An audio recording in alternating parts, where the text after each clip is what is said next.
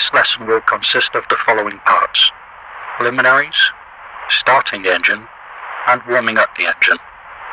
Press the spacebar to proceed. Let's begin with the preliminary checks before you start the engine.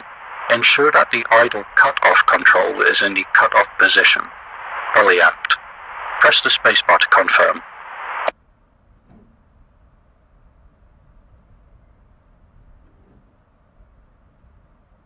Check that the undercarriage selector lever is down. Press the spacebar to confirm.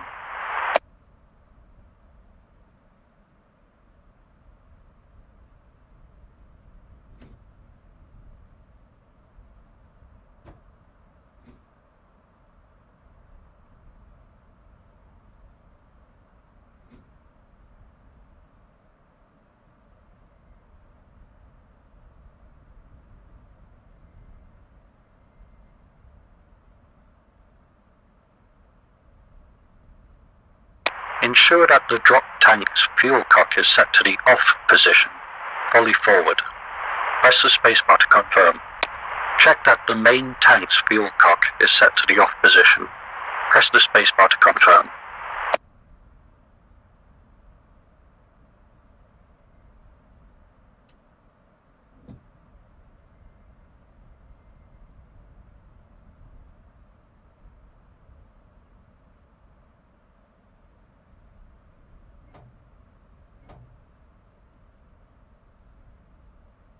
We'll now test the operation of the flying controls. Let's begin with a rudder check.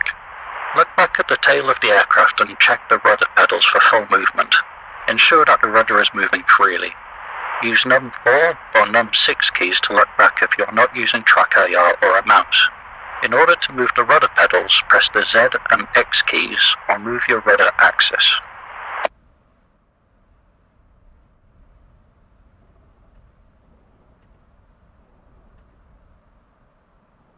Now let's check the operation of the elevators. Move the control stick fully forward and fully aft.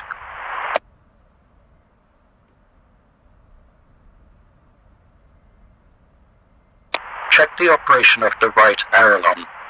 Watch the right aileron and move your control stick fully left and right.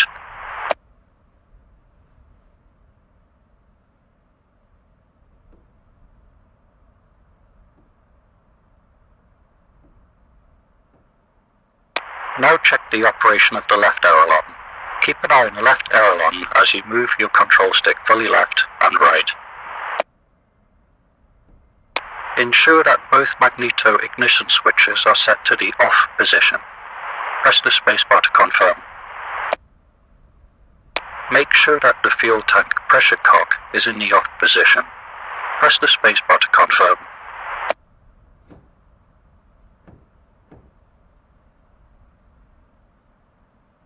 Check that the pneumatic supply pressure is no less than 220 pounds per square inch. Check this with the central needle on the triple pressure gauge. Press the spacebar to proceed.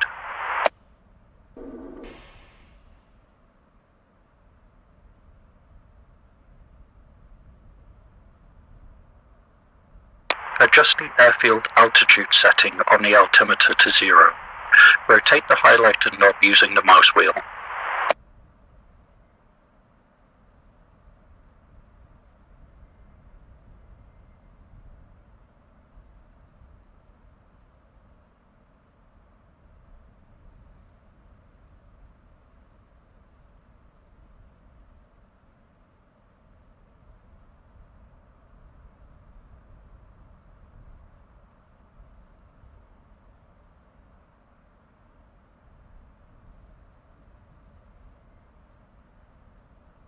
We'll now check the operation of the flaps. Set the flap control lever to the down position. Press the F key or click the highlighted lever.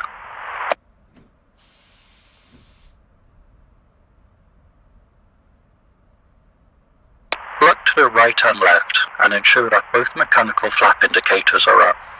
These are located on the wings. Press the spacebar to confirm.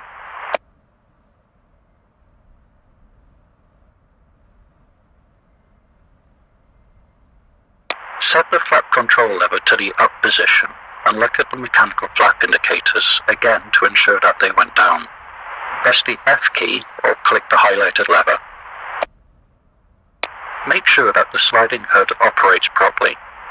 Close the hood and then open it.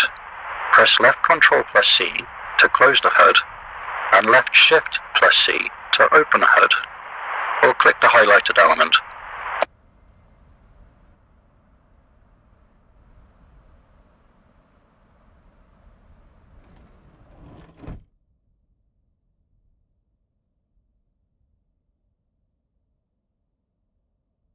Ensure that check the level of the fuel tanks. Press and hold the highlighted button and watch the fuel level gauge. Release the push button once you've made sure that the fuel tanks are full. All preliminary checks are now done.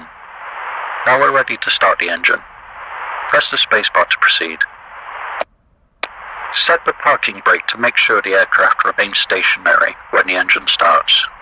Hover the mouse cursor over the highlighted lever and rotate the mouse wheel. Set the main tank's fuel cock to the on position. Open the throttle lever by moving it half an inch to 1 inch forward. Press the non-plus key or move the throttle axis forward. Move the propeller speed control lever fully forward. Press the page up key or move the engine RPM axis forward.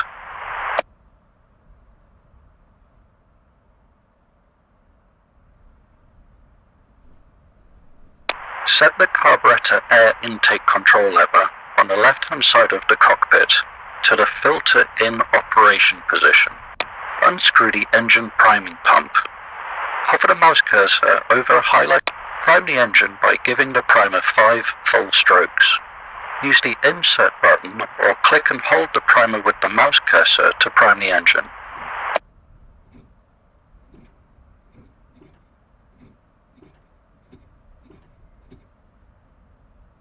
Operate the hand wobble pump until the low fuel pressure warning light is extinguished, for approximately 9 to 10 full strokes. Use the left Ctrl plus insert keys combination or click and hold the wobble lever with the mouse cursor. Set both magneto ignition switches to the on position to provide power to the engine ignition system. Press left, open the starter and booster coil push button covers. Click the covers in the highlighted area. Press the starter and booster coil push buttons simultaneously. Use the home and delete buttons on the keyboard. As the engine begins to catch, move the idle cutoff lever on the throttle quadrant fully forward, using the M key or by clicking it. Then release the starter and booster coil push buttons. If you are unable to start the engine successfully, return the idle cutoff lever to the fully aft position and repeat the process, starting with priming the engine.